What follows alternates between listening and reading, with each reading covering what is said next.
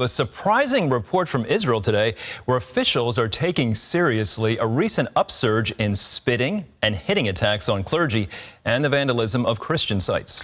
Christians in Jerusalem's Old City say they've been repeatedly assaulted. So how are Christian leaders responding? CBN's Julie Stahl brings us the story from Jerusalem.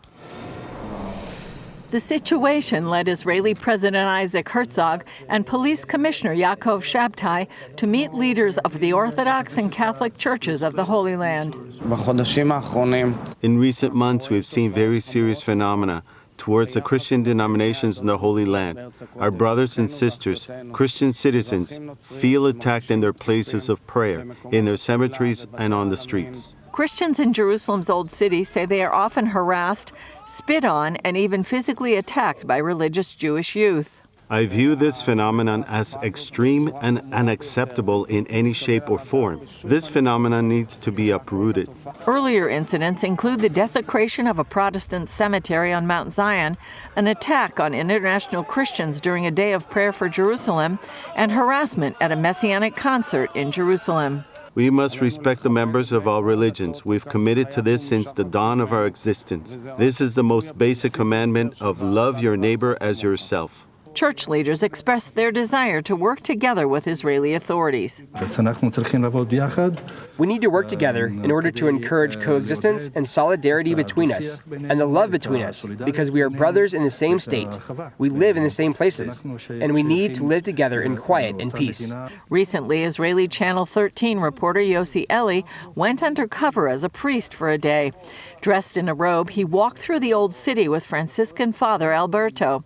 In the first 5 minutes, he was spat at 5 times by Orthodox Jewish Israelis. In Haifa, Israel's police commissioner said the police are working to eradicate incidents and trends that affect the sense of security. We're here to reassure you of that and to offer any assistance that may be required. As part of the cooperation between all the parties, we're working to bridge the gaps in places of conflict while simultaneously striving to provide the vital sense of security. David Parsons from the International Christian Embassy Jerusalem says the attacks are coming from a fringe element. Most Israelis welcome Christians here. They welcome Christian support. But there does seem to be a fringe, a small fringe on the religious right that for whatever motivations are trying to harass and give trouble for Christians here. He also says it's a learning curve for Israel right now. Jewish people wouldn't tolerate these sorts of attacks against them. In other countries, they're very vocal about it, and they shouldn't tolerate it here when their own co-religionists carry out similar attacks against Christians. Parsons told CBN News the scriptures are clear about how Christians should treat the Jewish people. Scriptures are clear that Genesis 12:3 says we need to bless the Jewish people. Isaiah says comfort them. Paul in Romans 11 says show them mercy.